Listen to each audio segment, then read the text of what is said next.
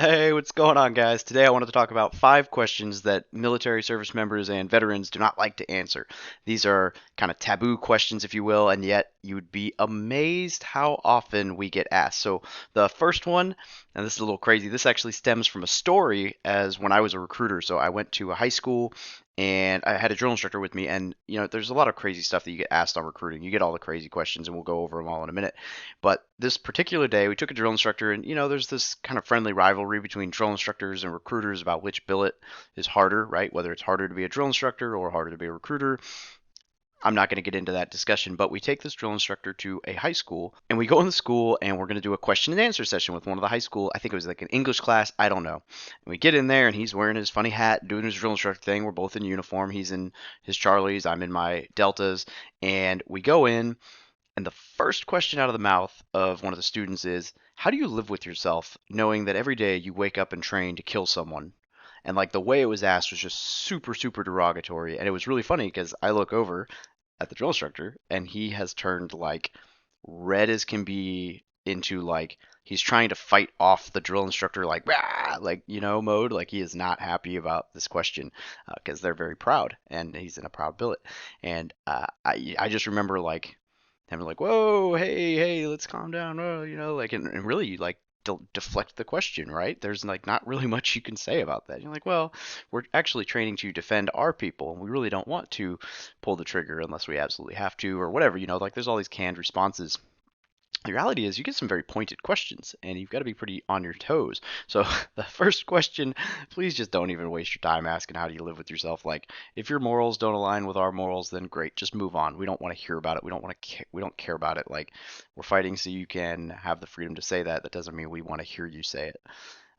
Anything political, right? We can't answer this. We're not going to answer this. We can't talk about anything politics. So if you want to ask us about our opinion politically, we're not going to answer. If you want to discuss politics, we're not going to discuss politics. Like if you bring up politics, and it happens a lot more than you would think, where people bring up like, "Oh, what do you think about this?" Like, I don't care, and maybe I do care, but I'm not going to talk to you about it, and I'm definitely not going to make a statement because you're going to take it as, "Oh, the military thinks this," and that's simply not true. So just don't ask or bring up or talk politics with people in the military. We're not allowed to voice our opinion on it, so just we're not going to answer it.